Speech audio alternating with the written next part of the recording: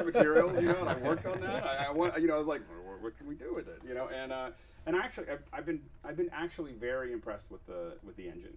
You know, I think the first time I opened it up, of course, I was banging on it, moving it around, and somehow made it not work, which I'm very good at. I do that with everything. It's a hardware software that we use. But I actually think that what I really like about it is the ease of use that is there. You know, there's a lot of other applications that you can do this in, and I still use, you know, Pro Animator is the one that I've used for a long time, Zaxworks Pro Animator, and it's still, if you're really going to get into the high end stuff, it's still going to be the thing that some people are going to. It's amazing because that thing's got to be 15 years old. I mean, it's amazing. Yeah, and it's been, you know, and it just gets better, and it does a lot of other things that this text tool doesn't necessarily do. So I don't think it's a replacement for a lot of the professionals that are using that, but for everybody else who's been like, oh, I don't know how to do, you know, 3D, or I just need to do this one thing, or I want to take advantage of the text generators, like what I did, which is do a countdown clock. Yeah. That has been, you know, I love the fact that everything's just like drop downs, and it just instantly looks good, you know. Shockingly easy for something that's pretty complex. And the quality is what really shocks me. The texture mapping look fantastic up close, and you can make Hollywood quality titles. I mean, exactly, could absolutely be used in a Hollywood movie. I think the anti-aliasing looks good. The quality. There's a lot of really tricky things about the fonts, and I did bang on it. I started taking it to challenging fonts and everything else. So there's an issue where when the bevel goes up, there's a really hard 3D problem there. Is when you get to corners and you're beveling, where does that edge go? And it's always been a problem. It all ties in, and it's easy. Just don't add a bevel, and you're fine. Yeah, exactly. But we all love the bevels. The bevels are great. You know, I want a new shirt. No bevels, please. No. There's a really hard problem, and Apple seemed to have solved it. Yeah. Like, I have not been able to get a spike. So what happens is when it's wrong, you see these big spikes stick out. And you know, you made a spike come out of your 3D text. It does it by itself. You know, like, but not. You've seen the spike. Well, Apple solved the problem, but in other 3D apps. Oh, like right. Cinema 4D, and you do that. I thought this was these huge spikes that stick out, and Zaxworks, for instance, has a really good tool that kind of pulls a lot of that back. So, you know, I was expecting to see some kind of de-spiking tool, or, you know, I don't know what Apple would call it. There's one slider in there that will adjust if you don't like how it's intersecting and how it's handling the corners. But I agree. I have not, even text that has there's some text with holes in it, like the font itself. Right. And that can end up really going crazy, but it handles it really well. Yeah, no, I thought it was very impressive. So if you need the 3D text, I think what's going to happen is an explosion, of course, for podcasts and broadcast and film. We're starting to see 3D text all over the place. And so it was missing one shader, Hobbit. Really needs the Hobbit shader, you know, like so if you guys are watching, you know, Hobbit shader is, and really what would be really fun is for people to be able to, of course, customize them more. That's my only complaint, is that we can't customize. Yeah, so we solved that. What? Yeah. Right, we solved that. We came out with a plugin that lets you do that. Are we gonna see? Yeah. You guys fix everything. Yeah. So and that you also sorted out the logo. Yeah, other people are figuring that out now too. There's ways. Basically, it only works with fonts. Right. So if you take your logo and make it into a font. Right. And there's a lot of cool font makers. And there's different ways. And we have a MacBreak Studio coming out that talks about a great free one that lets you do this stuff. So as long as you create, and you can take all your logos that you work with your clients, make one font, and A is Nike and B is, you know, whatever. Yeah. You know, so that's what were the other big features that we're excited about that aren't in your tip? Are all the tips talking about new features? No. No? Okay. No. So other new... I think the color becoming in effect and being stackable and sortable is a big deal. There's a couple of things that were sacrificed in there, like being able to copy and paste the match color and the balance color, which people say, well, why on earth would you need to do that? But you do sometimes. And I hope that comes back. But I think having the color separately so you can push it around in the stack of things is pretty slick. And are you allowed to talk about what you were working on for? I was talking about. No. God, no. Absolutely not. Absolutely not. Then I should have asked him before the show. But you can talk about your book. Oh, I can talk about a lot of things. There's just certain things that. But you have a book out. Yeah, the book is out. The book, because before it was. I sent you a free copy. I know, but I'm telling them. Oh, them. Know that. But you can say what the book's about and. Well, the book is kind of it's not a documentation of what we did on Focus. There's some of that. There's some improvements on what we did. Basically, how to deliver to your departments, how to interface with people, how to get how to get the other departments what they need, and how to operate, how to stay organized. Basically, if you're thinking about making a feature film with Final Cut 10, this is your workbook. Yeah. That's what several people have said, and I believe them. It sold almost 900 copies so far, which I'm really pleased about. Mike. Yeah, thanks. And good reviews, good feedback. Not only a couple of complaints, but So just to clarify for the three people that don't already know who are watching this, is that you were the assistant editor on the feature film Focus, the Will Smith film. Yes, for Warner Brothers. That's out, the Warner Brothers film. Yeah. And you created an ebook that goes through the workflow of it's your on process. And it was edited with Final Cut Pro 10. Yeah, it's on the iBook store, it's on the Kindle bookstore, and the website is fcpxfeatures.co, which has links and reviews and all that stuff on it. So. Awesome. And the big thing is, I think what's interesting is I think that Focus could be that app.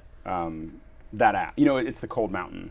That was the old Final Cut 3 or whatever it was. Was it 3 or 4? I think it was the jump to 4. Well, 3 was where the color correction went into it. Right. I can't remember which one was. But anyway, there was that point where Cold Mountain came out, and I think that everyone was kind of looking at it, because a lot of us know that Final Cut 10 is a really great app to work on, and I think people just didn't think it would scale, didn't think it would work on it. So I think that we may see a lot more. Yeah, well, I think people are surprised with what we did and how useful roles are and how unimportant tracks are, and other just to see that it can be used, that it's viable, that it carries through, that it's not just a toy. Right. And a lot of people, when they see that the movie came out, and they're surprised that it was edited in Final Cut, and they see that the book came out, and they're just interested because, like, any professional is going to want to explore their tools, and it's a tool. Well, and I think that a lot of people, sometimes myself included, I mean, we share a lot, but there's when you figure this stuff out, there's a temptation to say, okay, well, I figured that out. So it's really great that you've been able to spread it out to everyone and get everybody involved. One of my big things, and I've always been saying this, Alex, we got to build an army of people who know how to use it, because that's kind of a major stumbling block, where people, they can see that it's easy to use, they can see that it works, they can see that it can save them some dough, but they can't find any assistance to work on it. Right. Or like this week I got a call looking for union assistants, that new Final Cut, and well, I'm not available, and I know a couple guys who are union eligible, local 700 in California, but there's not enough people that know it, so the jobs are coming, and people can collect money if they know the software. Right. For $9.99. You get the book. That's awesome. Very good. So go get the book. That's an order. If you're watching, well, I don't know if it's an order, but it's a strong suggestion. We're gonna do a couple of questions, and then we'll jump into Steve's tip here. Our most popular question, of course, if you're watching here, if somehow you ended up on YouTube, which I don't know how you did that, you can go to hazu.io/pixelcore/FCVUG-5, and I put that in Twitter, so it's like there's a bit.ly, I think, that's much simpler. But if you can go up there, you can ask questions, and then of course you can vote on the questions as well. So, and by the way, you may notice that the Hazu is shinier than the last time. It's cleaner, it's shinier than, it's been a huge upgrade. Andy has did you like it? I like it, yeah. He took me through the features. I mean, this is a really cool app. Yeah. And I think while people are watching, they get all this great information that we can get better and better. And after the show's over, it's so easy to digest and know where to go to get content. It's really impressive. So it's starting to be good. So anyway, ask questions. But before you ask the question, make sure that you actually check what's already there and vote on the ones that you want, so that we can kind of go through that. So no, keep asking the same question over and over again. That is awesome. We have had we've had events that are like that, and they're awesome when everyone just asks the same question. So anyway, our first question here is from Alex Golner, and he asks, hold on here, what is the one thing the Pro Apps team could improve the Final Cut 10 ecosystem? That's one for Sam, isn't it? So what app could improve the Final Cut 10 ecosystem? What is the one thing the Pro Apps team could do to improve the Final Cut 10 ecosystem?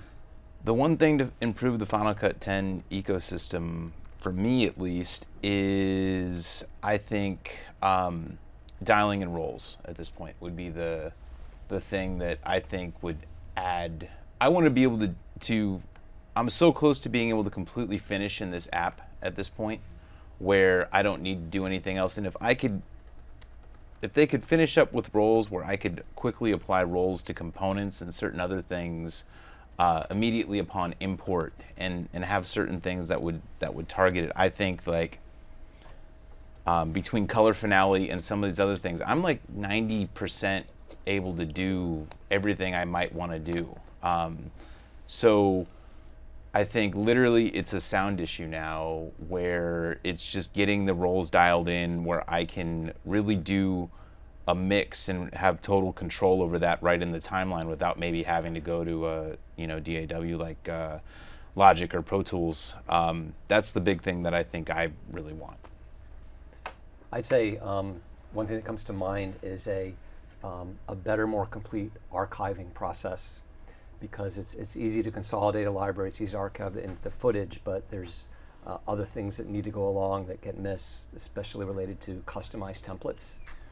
If you're using FX Factory, things get taken care of, but there's a lot of plugins that don't use FX Factory for various reasons, are not able to and don't want to. And can you explain a little about FX Factory? Sure. So FX Factory, you can consider it. It's kind of two roles. It's an app store for plugins for Final Cut. You consider it as an app store. It's an app. It opens up and you can view plugins and try them out, buy them. But it's also a plugin management system. So if you're using plugins through FX Factory, when you launch Final Cut, FX Factory checks and makes sure everything's installed the way it should be. It cleans them up. It updates them and makes sure everything's perfect. If you have a project that's used those plugins, as long as you have FX Factory, you know you've got everything. There's no need to go into the Motion Templates folder and say, oh, shoot, I better make sure I have Slice X installed. I better make sure I have Color Finale installed. I need to make sure I have somebody else's plugin installed, or this project's not going to work when I bring it back out. So it's helpful for those plugins that can use it. Plugins like Slice X and Color Finale can't use it. So you have to make sure you manually remember that those plugins are installed to be able to reconstitute the project. So it'd be great if somehow when you archived, Apple's able to at least generate a list that said, hey, your project's using these things. Right. So next time you launch it, deal with these things. And it might even say you're using these custom fonts. Right. So you really had a full picture. Yeah, well, I think that stuff should travel with the sequence. And like if you send a sequence, somebody it should have demo versions. It should have demo versions of the plugins you have installed if you don't already own them. Yes. Yeah. Like for me, and this is my number one. I mean, I use Motion more and more now, especially with the 3D title capabilities built into Motion. I'm finding the need to go there more frequent. I still really want to be able to send a clip to Motion from the timeline, have those clips resolution, frame rate be inherited by the Motion project, make my changes, and go back to Final Cut and have that Motion project in the timeline. You can make the argument, well, what do you need that for? I think it's a very good workflow for sending something from the timeline that you want to do something that you can't do directly in Final Cut. Tracking, for example. Right. I send the clip over there and track it, and then it shows up in the timeline. I really want to see that added. Well, and that's that tight workflow is something people expect with, for instance, the Adobe products. Well, it already works that way on Adobe products. Exactly. That's what they're expecting. They're a lot of people really, the After Effects users really want to use Premiere because they want to be able to tie all that together. Yeah, and I understand. I mean, publishing and rigging and publishing is a unique Final Cut workflow or Motion Final Cut workflow. It's a nice symbiotic relationship because you can publish things for people that don't have Motion, and you can lock. You could lock certain parameters down, or you can open them up however you want. And I think that's a nice feature, but still, it's not round tripping, which I think would be. Now, a couple little things. I really want to be able to select a bunch of projects and send them over to Compressor as a batch. So, for example, if I select two or more projects and send them to Compressor, they all get sent over as individual movies. Currently, there's no way to do that. Right. And the Compressor, no one's really talking about it, but they now have GPU rendering. I don't know. I don't know what kind of rendering they're doing other than magical. It's, You know, pretty- like, it's so it is fast. so It is fast. Like I look at it, Look- and I'm just like, you know, because I remember there was somewhere in the back of my head that it should be about 2 to 1 on a fast machine, and Yeah. now it's like an hour is being compressed in like 8 minutes. It's- and I'm just like, it's- I don't even know. I keep on opening the file and going, is this really there? Like, is it like when it said it was done? I don't think it's really done. Oh yeah, it's done. Yeah, I think people need to understand just how cool the new Compressor 4.2 is, the GPU rendering. It's just fast. Before, I can remember a couple of Mac breaks back, I said, no, you want to do all of your encoding here in Final Cut because Compressor is not going to do the job. Now I'm saying send it over to Compressor if you have a lot of movies. I'm just saying I want to be able to send a batch of projects. I don't want to send them over one at a time. That's not efficient. Yeah. The other thing too is we discovered this. I want to be able to make, I want to be able to remove attributes from clips, and I've got 7 effects, and I want to go remove attributes. They all removed with one fell swoop. I don't want to have to go into the inspector and click them and then delete them each individually. That's another one of my little bugaboos. I'd like to see added. Yeah, to. it should just be a little thing where it says add or remove. Like, why not just have a Right little click, dot? remove attributes. Or even just be in the in the copy paste attributes. Why not just have a little selection that would be anyway? Yeah. So I think that would be handy. Little things like I was just reading on the forums today. Imagine a timeline with a bunch of connected clips. I want to make a range and copy between that range, and everything within that range, including what's connected to it, get copied into another timeline. Guess what? That doesn't work. I mean, it'll copy the primary storyline you have to draw content. a marquee, If you and draw, it's like range, it'll copy what's in the range, but anything connected to it Right. doesn't get copied, which is kind of weird. Although when you export, if you use a range to export, It does- it does work. So it's a little, to me, a little inconsistent Right. behavior-wise. Why you can't make a range and everything that's connected within that range doesn't get copied and pasted into a target sequence. Nice. Yeah, for me, I think it's happy birthday tomorrow, Alex, if you're out there. For me, the timeline index, which is fantastic, is just incomplete. I want to be able to search for clip type. I want to be able to see the effects that are in a sequence, and just more content for the timeline index would be the one thing that would be my my choice. Because right now you can't search for a lot of stuff in there. Right. Okay. Is it? It's time for the first tip, Yeah. and we are going to Steve. Can I do this on camera? Oh, that hurts. Ow. Sorry, I'm doing my tip, and I'm getting my tip fingers working. All right, I want to talk about what you brought up earlier, Mike, which was this ability to apply color correction as a separate effect. And I think that's an important addition. And a lot of the chatter when it first came out was, what is Apple thinking? They just created all these extra steps, and now I've got to drag this color correction effect on these clips, missing the point that the ability to have the effect, a color correction effect applied separately, you can completely control the processing pipeline now, which before you couldn't.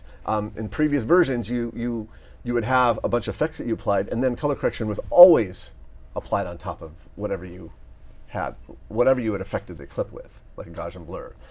Limiting. So I'm going to show you, in this example, why having the ability to break it, to set apart the color correction filter as a separate effect is important. Okay, so here's a clip, and I am going to open the effects browser by hitting Command 5. And look at that, it already opened to the color category. How fortuitous. How convenient. How convenient. So, well, first of all, I do want to say that you don't really have to do this. There's this little thing that's kind of like there's this little thing you can do. Just open the color board just by pressing Command 6. And I'm going to go ahead and do that. I'm going to press Command 6.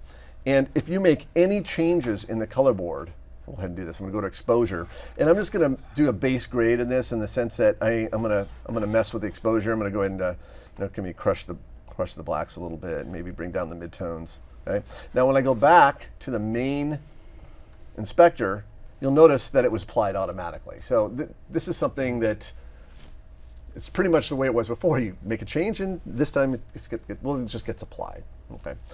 I don't like doing color grading without scopes. I think color grading is subjective, but it's also objective. So I'm going to press Command 7, and we have the scopes, and for those of you who don't know this, there's all these really great scopes views now. If you need to see a quadrant or a 2 up, you can arrange scopes however you want. I think that's a nice improvement to the UI. Yeah, it's great.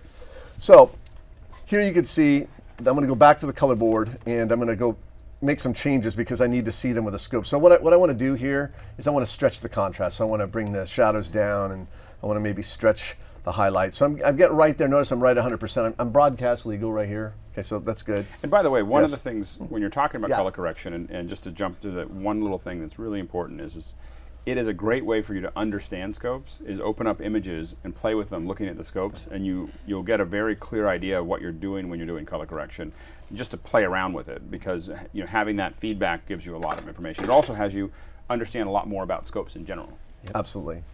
So I'm going to go back to this color category because what I really want to do is create a look. And what I mean the look is, you'll see there are looks here, like here's a sepia look, and here's a tint look. Those are built into Final Cut Pro. I do not think too highly of them. I think they're very ham-fisted in the way they're applied. Like that doesn't look like a sepia effect to me. So now that we have this ability to stack effects and play with the processing order, I can create my own kind of unique looks and then save them as presets. That, to me, this is a really big thing for somebody who does likes to do a lot of color. So instead of sepia, you can be stevia. It could be stevia, yes. That's kind of weird, but yes. I think that's a sweetener. I know. But it's very healthy. It's a very healthy sweetener. What I want to do is grab this black and white effect, and I'm just going to go ahead and drop that right there on the clip, and I'm going to go back to the main inspector. I love adding this effect, and here's why. Because if I click this little down arrow, and I move my pointer, essentially what happens is it remaps the black and white based on the color field chosen here. So like I really want to create a blown out background. I don't want to see any of the detail out of her window there behind her. I just want to really blow out the whites there. See, so I like that blown out look. So what I'm going for here is a stylized look. I don't care about realism. I just go to nice. Maybe this is she's a country girl. She's singing a Western music video. I want a stylized look. So I blown out the background. Great.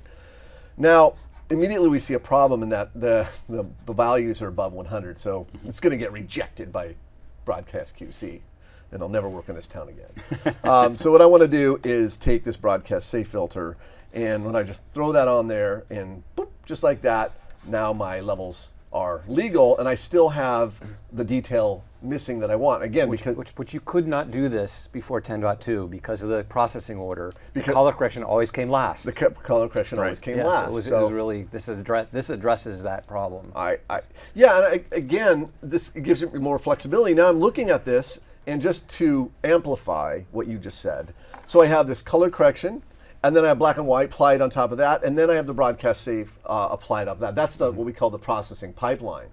Now what's great about what I'm about to do is I want to create this nice sepia wash. I want to create like a colored tint or wash over those three. Right. So I'm just going to use the standard method of just dragging and drop the color correction effect here. Notice now I have So you're color correcting, and then you're color correcting again. Yeah, again. So you can see this processing order. Color correction 1 is at the top.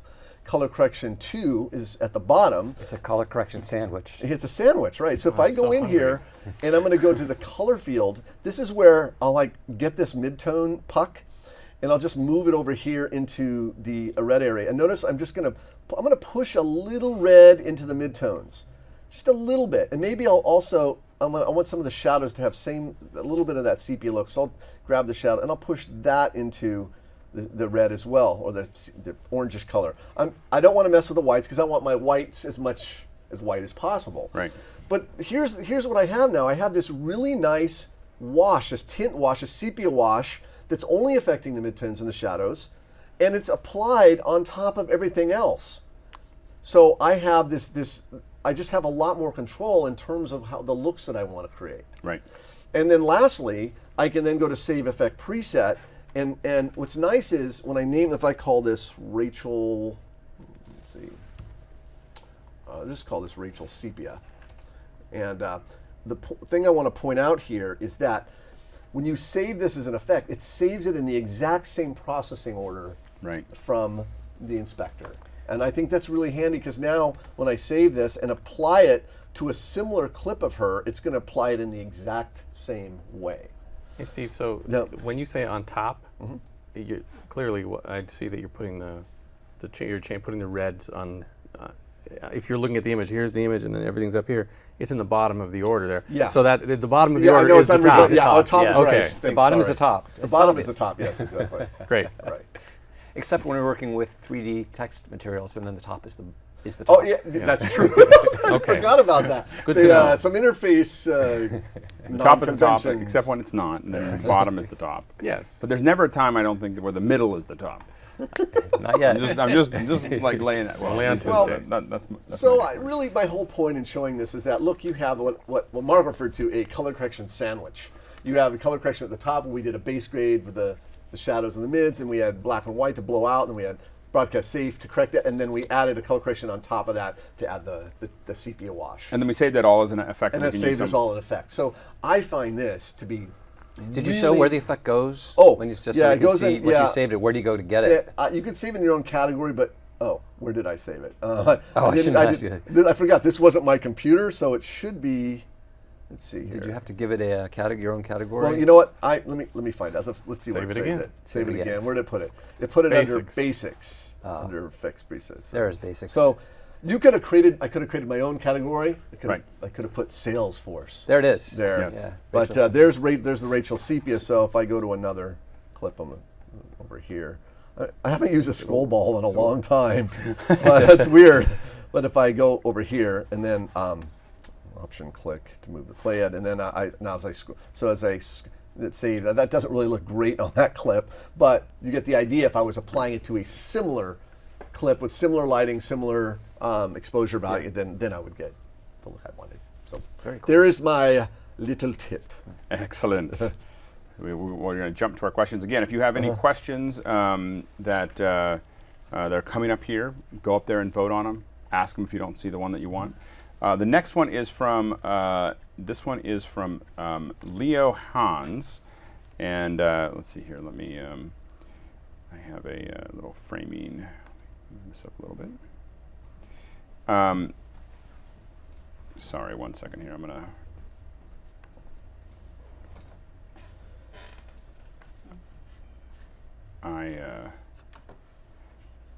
It's a brand new system, and of course I broke it. All right, there we go.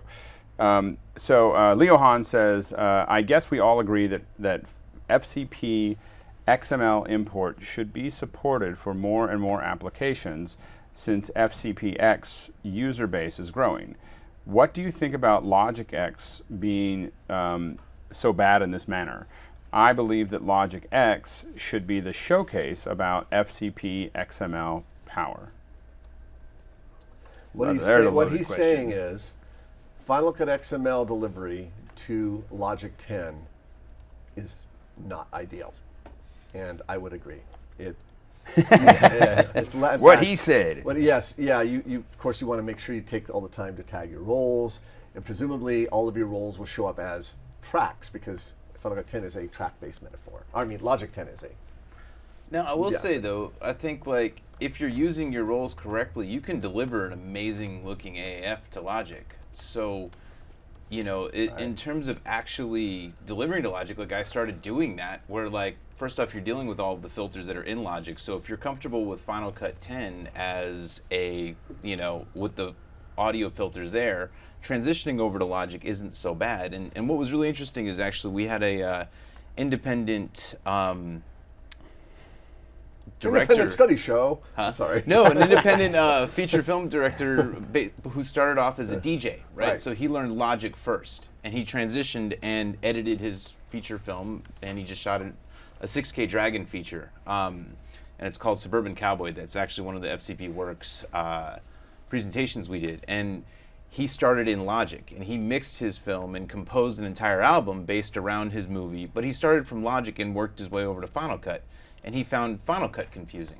So I think what's interesting is if you come at it from a music perspective into an editing perspective, you have a completely different outlook on it, but actually, once he figured out how roles works, he was able to deliver his AAF and mix his entire feature in Logic, and now he's got a new feature that he's basically. Well, so I working need on. to understand. He's Yeah. actually doing audio sweetening for his dialogue tracks and whatnot, because I tend to think, and maybe it's my misperception, but I tend to think of Logic as a music composition tool. I don't think of it as like a workstation like Pro Tools. You know what I'm saying? But you're saying they had his dialogue tracks and he sweetened them and he applied compressors and EQs and what have you. He's doing the whole thing. So Wow. basically, he brought it in. He added sound effects. He did dialogue. All of these things. He used it as a real life digital audio workstation, and that's exactly what he was doing. And like, basically, he's using Logic as he would Pro Tools, and he just didn't know that he wasn't supposed to do that.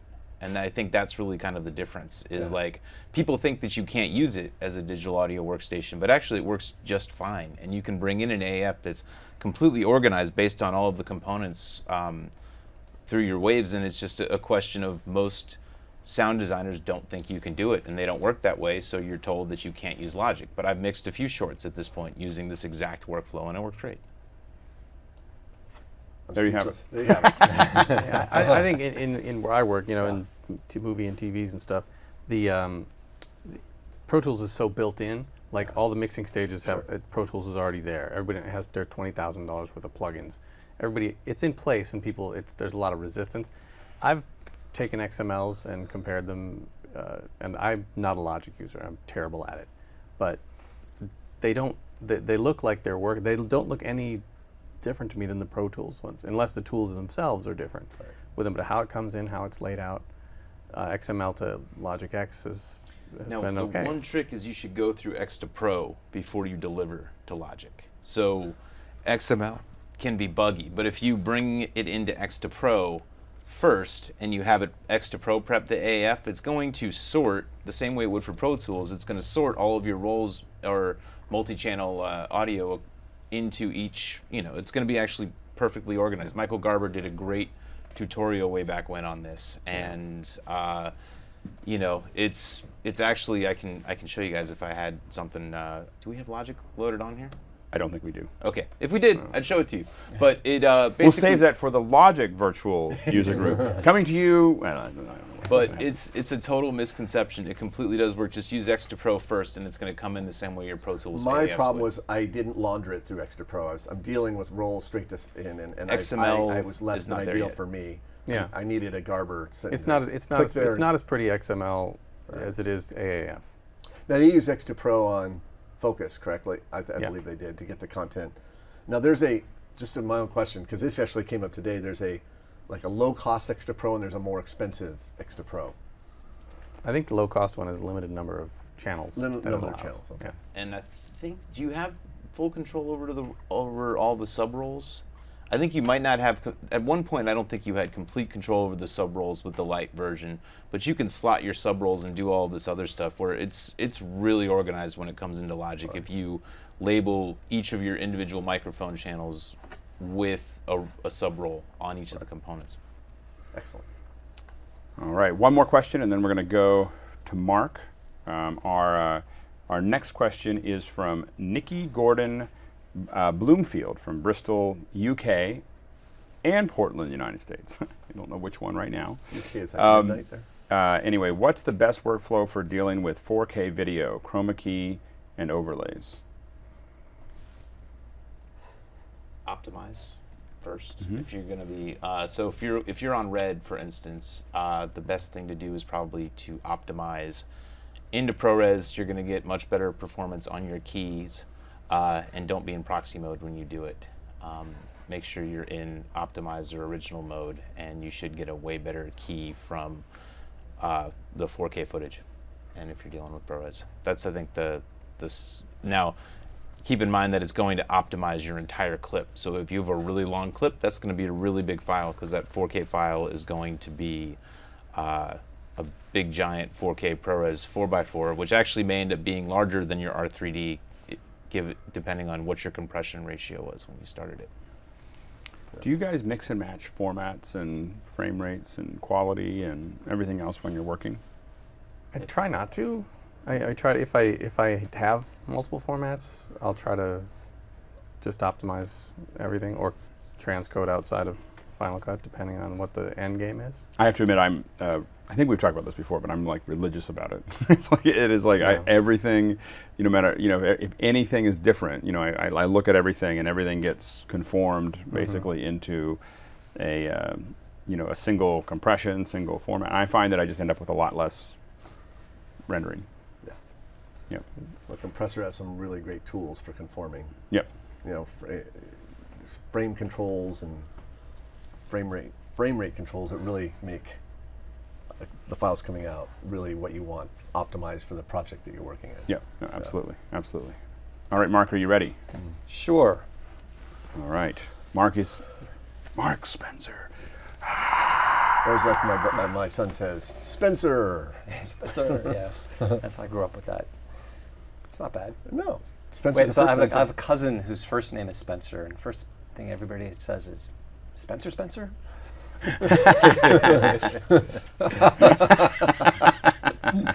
So I thought I'd show a little bit on the 3D text, but in order to keep it short, I'm not going to talk about all the built-in 3D text, but a couple things we've done with these plugins, the extensive capabilities. Yep. The built-in capabilities are huge, and they'll keep you busy for a few months. So play with them first, but then you might want to take a look at what we've done.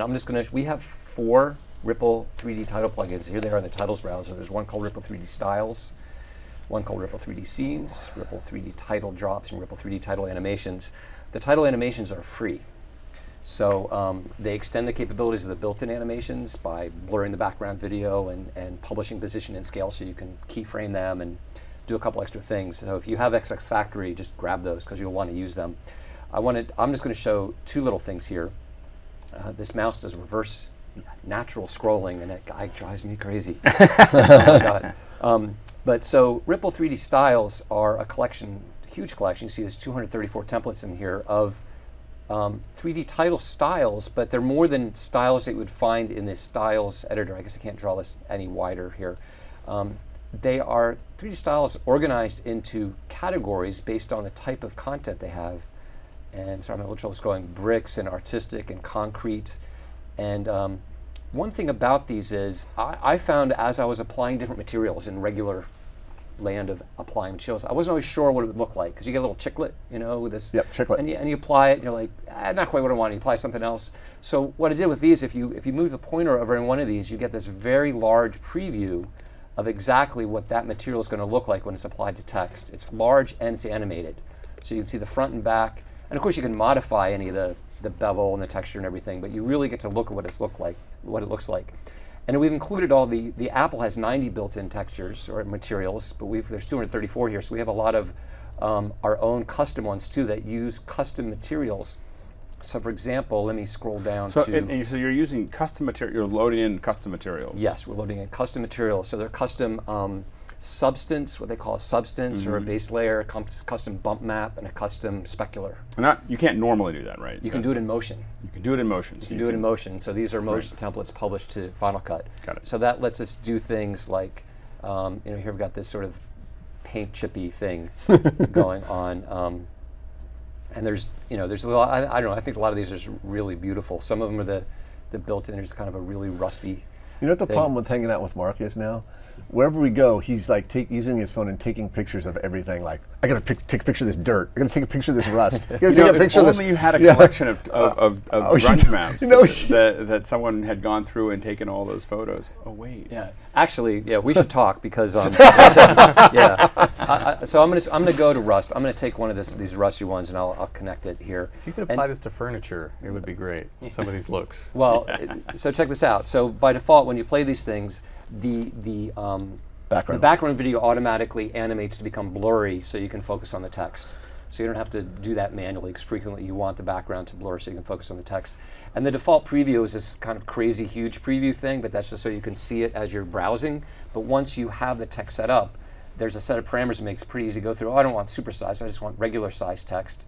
And I can change the font here to something else and change the size. And what we did here is try to organize all of the things that you're going to use the most into one inspector, so you're not jumping back and forth between the title inspector and the text inspector. So we try to put all those attributes in here that you could adjust. Position and rotation can be keyframed, adjust the depth. You can adjust the lighting style right here. Say, well, actually, let's do a backlit look to this thing over here.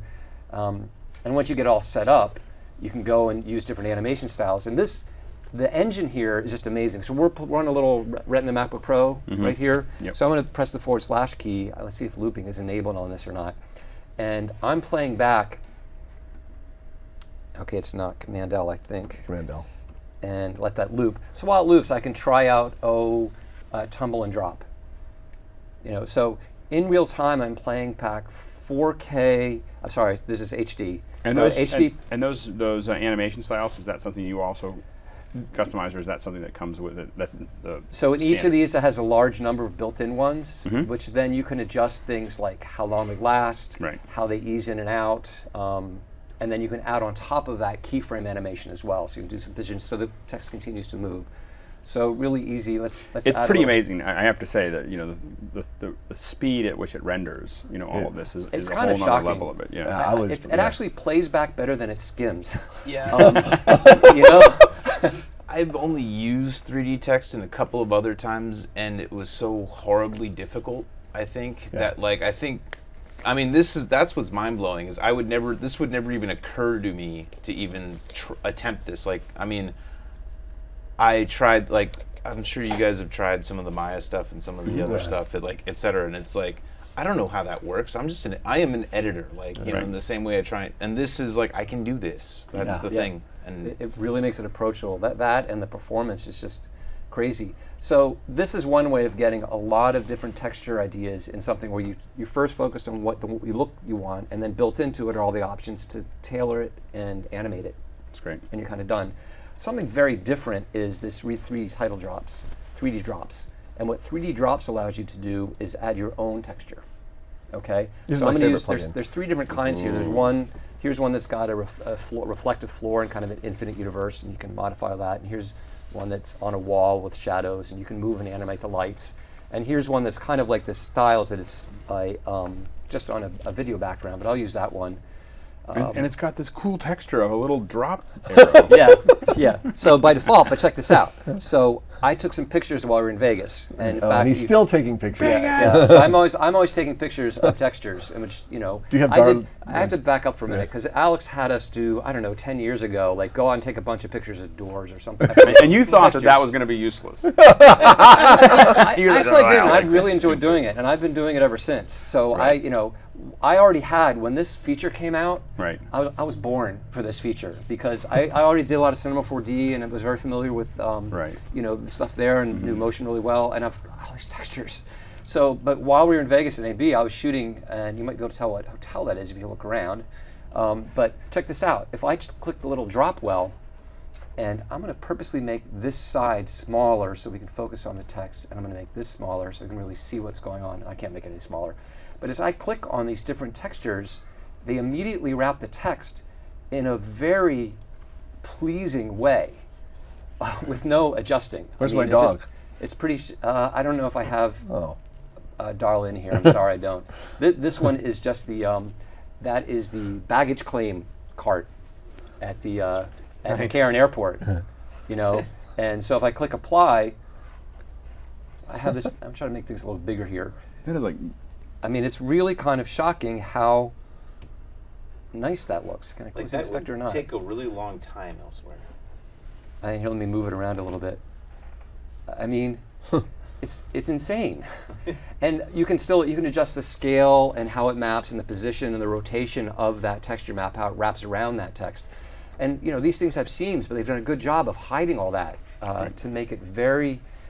I took these with my iPhone. I just walked around town and took pictures with my iPhone, and I'm just shocked at how good this stuff looks. You can really it seems to me, the first thing that came to mind was you want to do credits for a film or something, and you could have take pictures of people. I wonder what people would look like mapped onto here, but it would be a weird. But fun it thing also to would try. let you really tie it in. Like if you're on set when they're shooting stuff and you take pictures of some of the key wood and some of the key whatever, you can be switching in and out of that stuff, and it just gives you it. Even if it's subtle and the viewer doesn't really know what they're looking at, it's gonna communicate that you were there. Yeah. I mean, here's just some concrete. Look at this concrete. I mean, to me it looks absolutely fabulous. Which is that also, was if you don't love the presets that are built in, like, Yeah. you know, you can literally make your own make preset. your own. Right, and these are, you can change the scale of the material here. You can say, oh, I actually want that material a lot smaller or a lot larger, and how it wraps. Where there's a seam, it can mirror or do a repeat. How the side placement is mapped. Ton of features. Is that there you can a just way to do it with multiple materials at this point? Well, in Motion, yes. I intentionally didn't go there here with the plugin because it gets a little too complicated. But as you probably know, if I go to the text inspector, let's go there for a minute. Rather than have a single material on a text or on a glyph, you can choose multiple materials. And now you've got materials you can apply to the front edge, side, back edge, and back. So rather than have my custom material on the whole thing, let's say I just want my custom material on the front, but the front edge, I'd rather have that be, let's say a chrome. Now I've got a nice chrome. That's sweet. So you can edge do built this there. with your plugin on there. You can do the additional material. Mix and match. You Unreal. can mix and match the built-in materials with your own. That's great. And it goes That's further sweet, huh? because you can even, I didn't include it there, but you can do your bump map and your specular as custom as well. But I was like, that's going to be too much for people. So if you want to You do can't that, handle the truth. we'll do it in Motion. Like if you Right. like that stuff, Motion gives you access to custom all three of those to play with. Now there is one little gotcha, that texture map. It's sitting somewhere on your drive. If you trash or move the texture out of that, you're going to end up back with that nice little drop zone symbol on top of your text. So you Very have good to you have to make sure that wherever it's living, that's where it stays, because Final Cut's looking for it there. That's a feature So it request, by doesn't the way, import it is- into the. It doesn't bring it in, no. It doesn't, and that's true in general with drop zones. It's a Okay. fact of anything that use drop, many generators use drop zones, or not even generators, effects use drop Right. zones. And if you've just imported something off your desktop and you apply it as a drop zone, it'll work. But Final Cut is pointing to that path, and it's not gonna. Can you import a file as it, like, let's say you import a JPEG as a JPEG, and then can you take that and put it in the drop zone? Sure. Like import it so it comes into your media? Yeah, but And you then from import it, Final but you Cut- import it if you didn't bring it, if you didn't import it into your library. If it's in your library, great. Import Great. it within your library. Yeah, absolutely. Okay. But a lot of times, like these, I just brought it off the desktop. So you Right. just need to remember, it's like anything else. You can consolidate media. Actually, Well, wait. If I'm- it's in I'm- the I'm- library, how would yeah, it you should be apply fine. it It's in to the your library, it should drop be fine. zone? How could you apply your drop zone without it being in your library, though? if it's external media. So I just Oh, brought if you this. left It's the files same in- I issue of see. any media. Right, It's the right, same right. issue of any media. If you're going to move your project, you'd want to consolidate that media to another location. But it won't tell you that it's not relinked, my guess. And Right. That's You right. won't- I see. you It won't just know. they'll show up with that nice and little you'll drop get the zone missing symbol. where you You won't can't. know. Okay, well that's good. That's Yeah. good to know. So Is there any way to relink it, or you just need to reapply that? You need to reapply Okay. it. Well, if you're on a different machine, if it's the same, it's looking at the path. It's looking at the file Mm-hmm. path. So you put it in like my textures folder on the desktop. It's going to be looking for that path, and you can do that. Even so, this is awesome. So a little trick, but I don't know. I am when I first saw this stuff, I thought the first thing I thought, oh, it's Pro Animator, and I didn't get real excited just because Pro Animator I like, but Right. it was a little hard. You got to really work at it to get it to work. And I thought, okay, it's kind of cool. But the more I played with it, it's like, wow, wow, Right. wow, you know. And now I just saw Ex Machina the night before. Yeah. It's a great movie, by the way, but we saw 30 opening trailers, and I was every single one, because it's sort of action movie time. Every single one is a 3D title, and every single one was like, could do that, could do that, could do that. I'm telling you, there will be Hollywood feature films that they made. The Focus title came from Final Cut Pro. Right out of Final Cut, one of the presets. Right out of Final Cut. It's a Right. simple 2D blur thing, but it came right out of Final Cut. But you will see Final Cut or Motion doing these feature film titles because they're that good. Yeah. No, they look great. Well, and I think that's really the main difference. It's not. I think, and that's really the issue with Final Cut 10 in general, is people look at the feature sets and they're like, "Well, I could do that elsewhere," But like the truth is like, could the average person do this? And the average person can now do this. Well, and and also I don't how think. how long does it take? Yeah. And are you going to have to be the one to do it, or are you going to have an assistant do it, or you can have someone And else this set all it up happens in and- the app now too, and that's Right, the thing. right. It's like in your NLE, this is happening, as opposed to like there's still, I think, reasons to go to a dedicated graphics app, but for 85% of the stuff Well, you'd ever need. the countdown clock at the beginning of this thing. It was like, I texted down here. I was like, "Do we have a countdown clock?" It's earlier, poorly, and they're like, well." And then I was like, "Okay," and I just went up there and I was like, create number, text generator, time code, make it 3D, pull the camera back, hit render. You know, and then I went back to whatever I was doing. And, That's great. And then, and it was, and I have to admit, then I was like, it came out, and I was like, that's pretty good. And then I did another one that was even crazier. Now that I know what I can do with it, and it's very, very impressive. Okay, another question here. We've got next question is from Dan Zavoda, Chicago. Zavoda. Chicago. How did you know? Chicago. If you wanted to have, and we're going to try to make these concise, so we make sure we get as many of them as we can. We're going to kind of do a speed round here with a couple of them, okay? All right, speed rounds. Speed round. We're going to take the next 5 fast. One All right. person answers them. What is your favorite device to control Final Cut 10 in motion? Trackpad, mouse, Magic Mouse, Wacom tablet? Trackpad. Trackpad? Hate 3D trackpad. Hate Favorite? trackpad. Mouse. Mouse. Mouse. Mouse. Mouse and trackpad. I want them both. One person's right. You know- 4 people are wrong. I guess I would say though, I would say that I like the most. I actually use the trackpad the most because I'm usually on the road. Like when I'm doing editing, I'm on the road, so it's very rare for me to actually. I realize I don't ever use the mouse. I think the 'cause I'm never- trackpad for scrolling around the timeline is head and shoulders above anything else, because with the mouse you have to go over to the thing or go over to the thing, and it's just extra clicks and extra presses, and I get lost and confused about where I am. Not necessarily, because if you hold down Shift and you do the scroll wheel on What if I have a beer in my hand? You're not going to though? convince No, yeah, I understand. We're talking about editing with beer.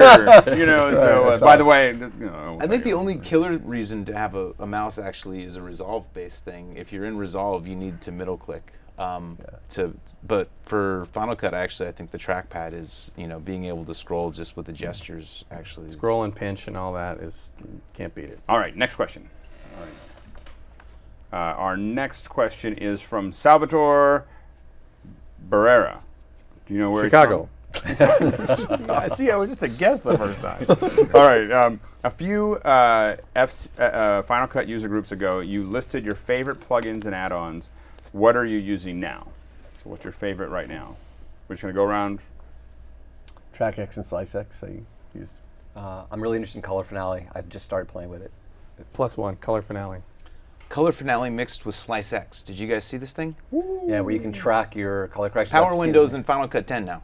So Nice. as of like last Monday or something, there's a special thing where if you get the latest version of Slice X, which you didn't quite have time to get on this, Explain to but people what Slice is.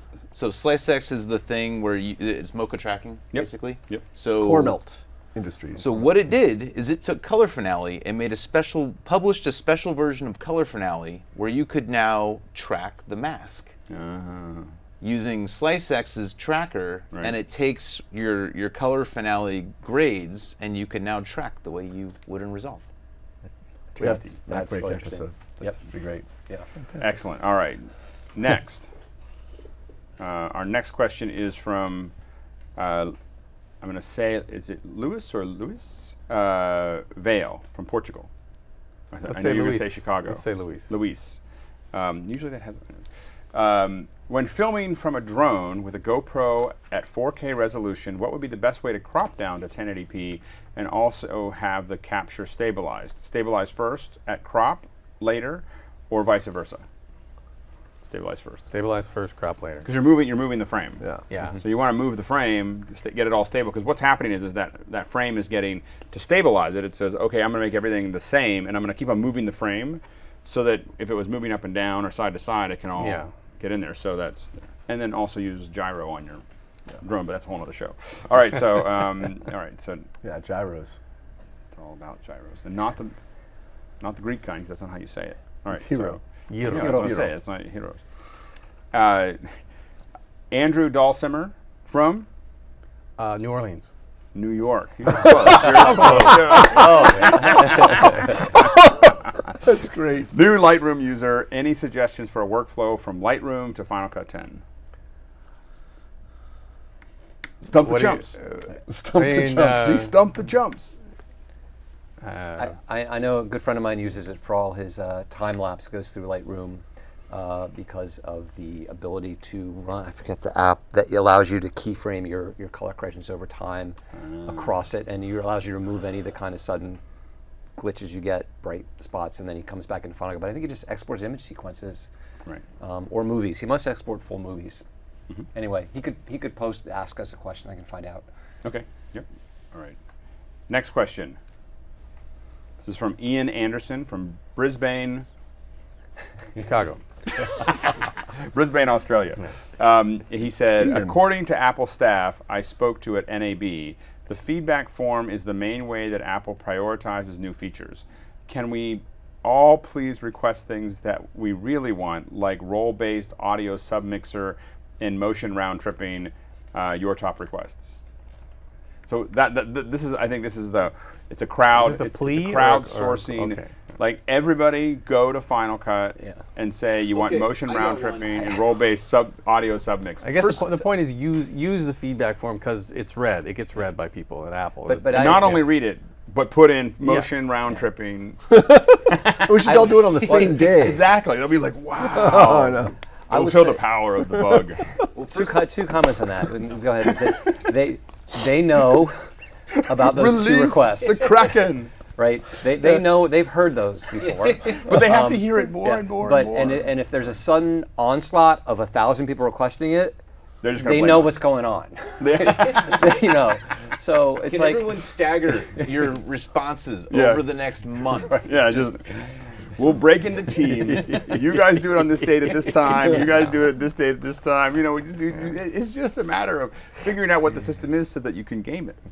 There's a All right, Python. sorry. There is kind of a way to game the system though, because my teammate at FCP Works. Well, first off, Ian, if you wanted to see the color finale core melt thing, that's what Ian actually demoed. So the person this question's from. In the suite, if you go to the core melt video, you can see how this works, and he demos this. So if you're curious how that actually works, watch that in the FCP Works playlist. Also, Noah Cadner used to do, who has been on this user group, he used to do the feedback form there. Right. So he was that guy. So if you really want help, you should just know that someone's reading, Right. and they're a human being. Well, and the one thing, this is not an Apple thing that I'd say, is that in general, when dealing with any company or anybody, any person that you want an improvement from, specificity helps a lot. You know, being like, it's one thing to say, oh, this doesn't work, and it's another thing to say, this is exactly. Is it reproducible? Well, if it's a bug, I did this, and these are the steps. I did this, and I did it over and over and over again, and when I do this, it breaks. You know, that's part of that. So, all right, now we're going back to the tips.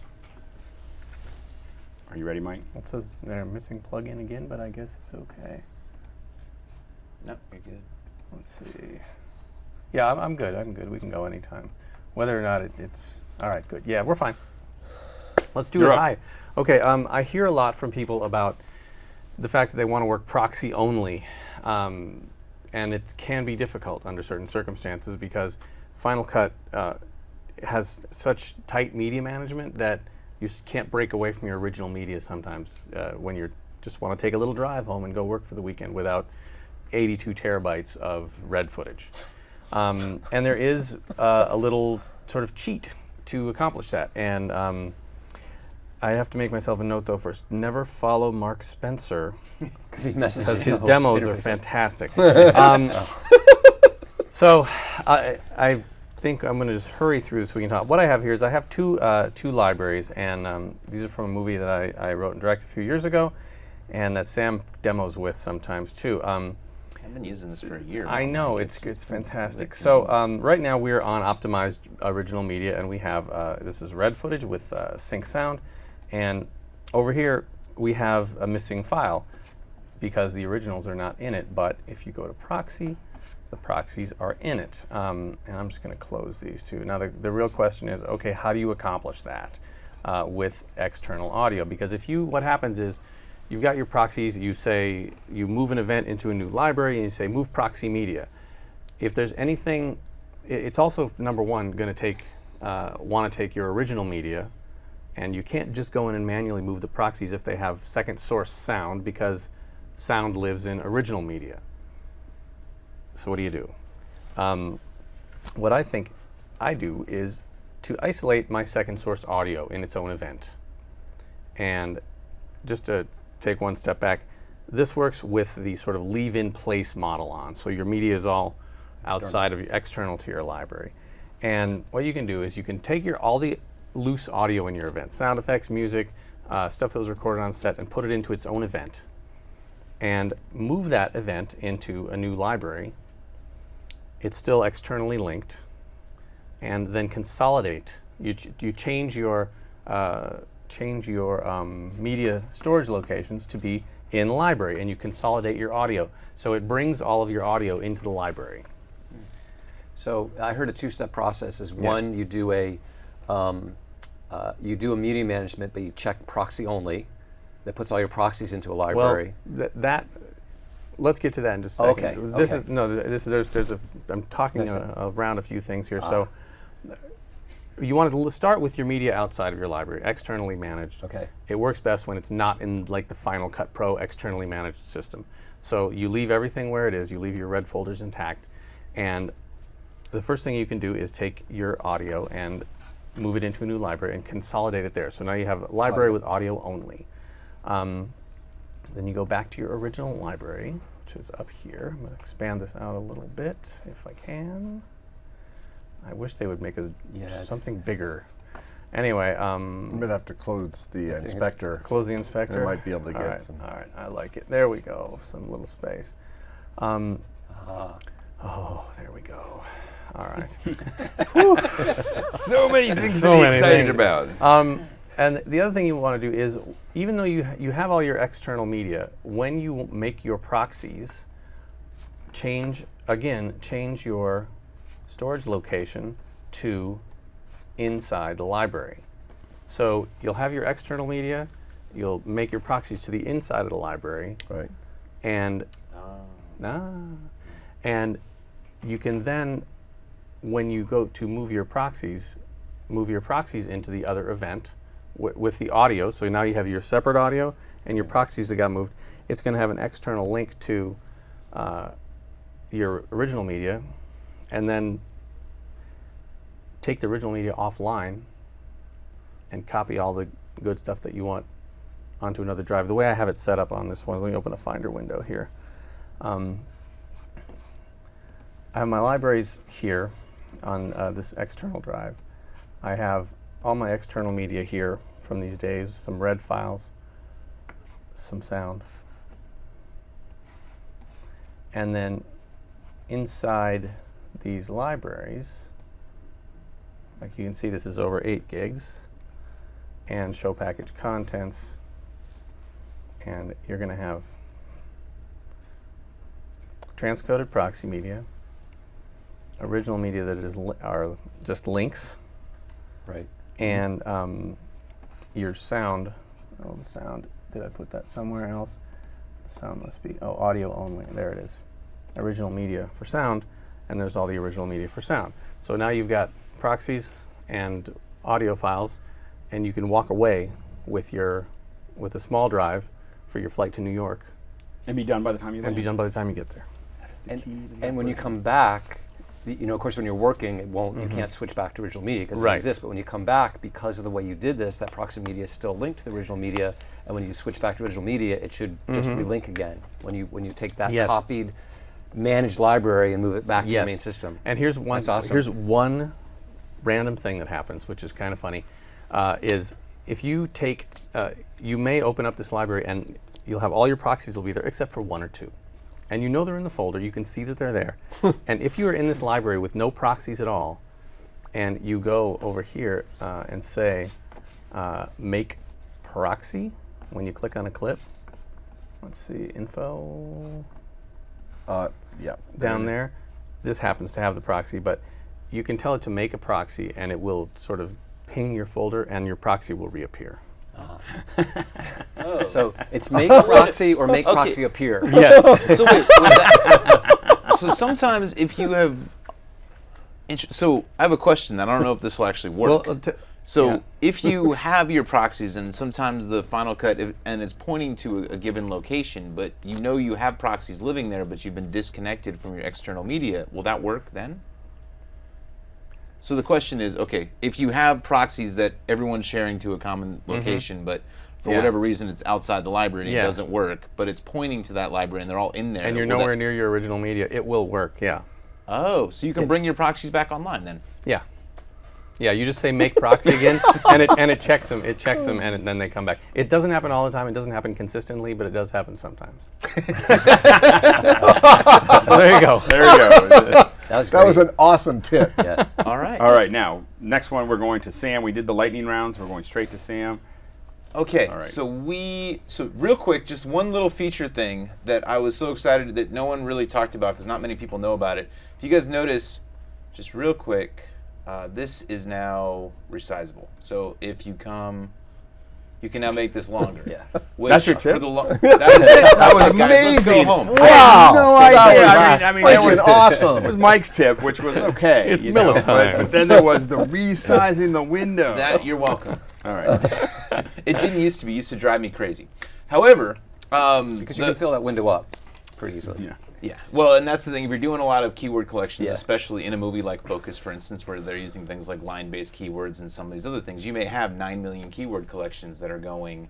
And if you have a little, sort of thing, or you're using Lumberjack, by the way, which is another thing. Looking in that, there's like literally 1 million that can go. And if you've got to scroll down and find whatever, having that being able to live on a second monitor, if you have one, maybe with your events or something, becomes really useful. Anyway, not my tip.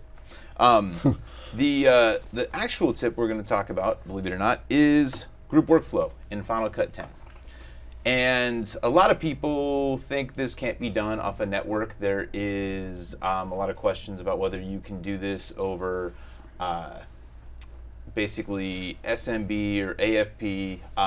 The truth is Final Cut 10 only works with network attached storage over NFS. And there's been a lot of questions about NFS. But the nice thing about NFS, if you get an NFS share working, is that you can then, if you optimize correctly, can get a library to work right off of Final Cut 10. And so basically, if we go, actually, hold on real quick, and we're going to go in here, and we have some network attached storage. This is the LumaShare. And actually, the interesting thing about But this is it that fast? Huh? Is the LumaShare, The LumaShare, so we recently did this the other night, Right. and at Lacy Pug, we showed off 16 streams of 4K Right.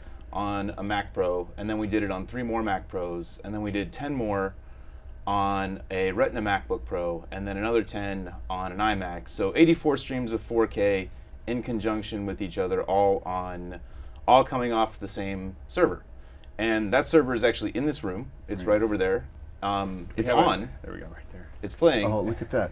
And it has a handle. Does it look like yeah. Batman's Nice armor? shot. And actually, Alex, you could even lift it up if you want, and I'm going to go and open up a library from it while we're doing it. While it's sitting here. Okay. We're not going to do that right There, now. my rotator. But you fell. could. So basically, and what we're going I to do have a real weak- quick weak is rotator. we're just You're going to in go proxy mode. and In proxy mode. we're going to get out of proxy mode. I was like, we should.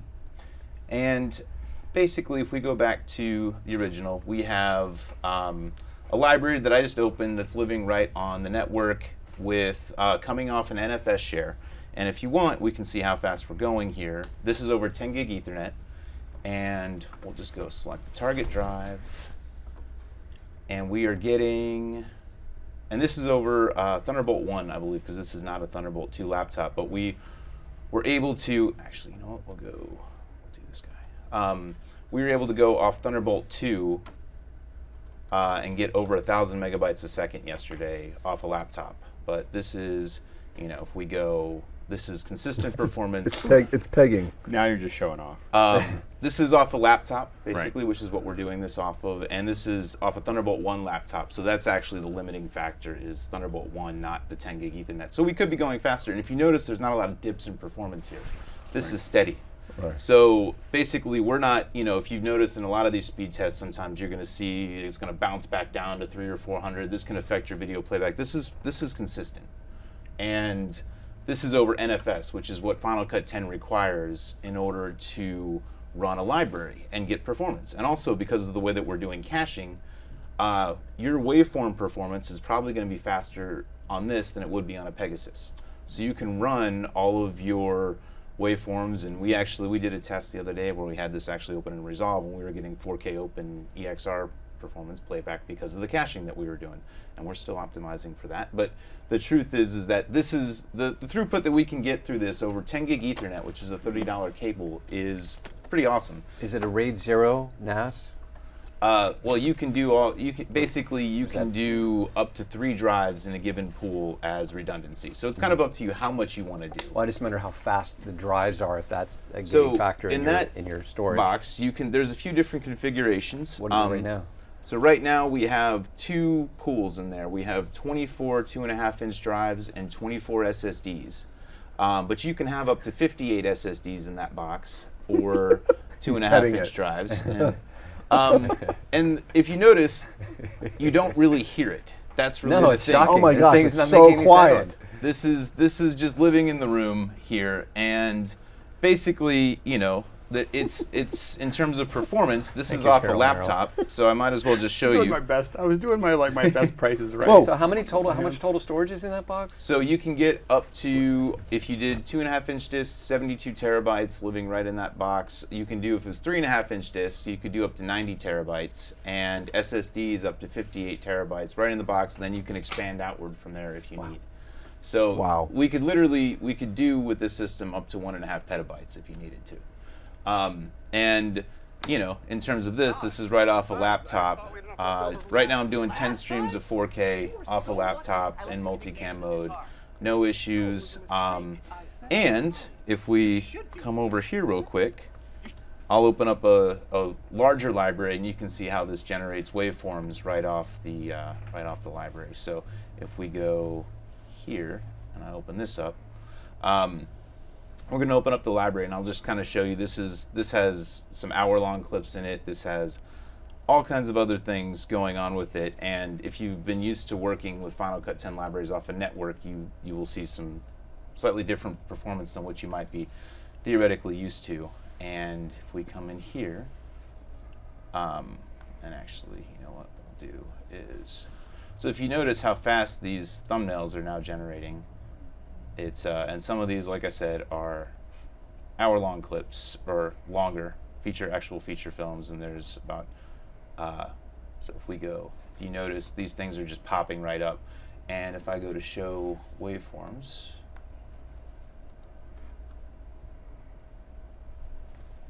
and we go down, you know what, we won't do 10-second clips. And the bottom line is, in terms of these thumbnails, these are going to materialize way faster than you might typically be used to seeing in Final Cut. And this is because of the way this does caching. Yep. And this is basically like having an internal Mac Pro hard drive across all of your different computers because of the way that it's caching. Mm-hmm. So there's literally no drawbacks in terms of performance that you would have, but you can be in a shared environment, and you can be taking advantage of the libraries in Final Cut. And the only minor drawback is you're still dealing with the Final Cut 7 workflow that you would have, which is one library or project file per editor, but you can duplicate those and leave the libraries empty and use something like hard links to keep everything and everyone pointing to the exact same files that are separate from your originals. And fortunately, we had changed the policy here that I didn't tell Sam about until we started the show, which was that all equipment that comes into the room stays in the room. So keep that. Keep this. Here we go. Little prices. So that box and a half dozen editors on laptops, stick them in a be- room, and working away. they can work on one So massive. right out of the back, And in the fall, you'll up to be- 12, right out of the back, up to 12 editors, plug right in, and you don't even need to do 10 you need a gig router or Ethernet. something to There's connect no them? switch. There is no rack. That is it. And then you take the Ethernet and you plug it into the back of your Mac, and you get gigabit, or you can do 10 gig if you have a 10 gig adapter. we all need one.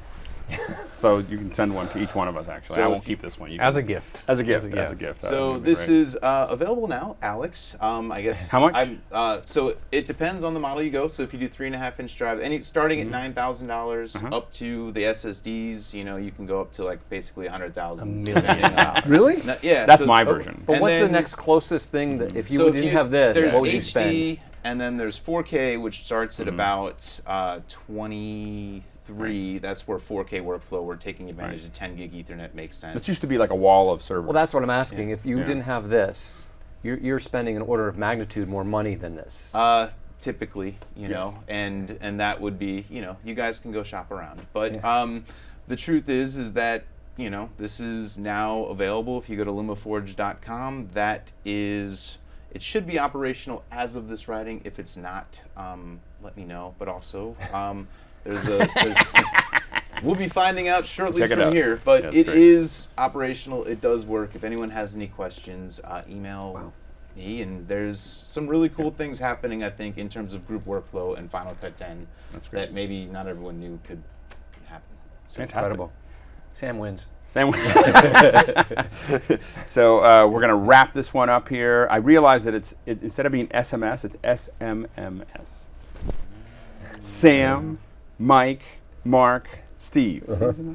We got to keep it in this order. So SMMS. Anyway, but guys, thanks for coming in again for a great show. I think we had some good tips. We had some good answers. It was a good time. So I don't think we missed anything. I think we've covered all the Great fun. Let's do it again. Yeah, let's do it. Maybe at least once more time. Yeah, absolutely. It did flow by. Absolutely. All right, thanks everyone for joining us for the Final Cut virtual user group number 5, and we'll be back sometime soon. Hopefully a month away. So we'll see. All right, thanks so much.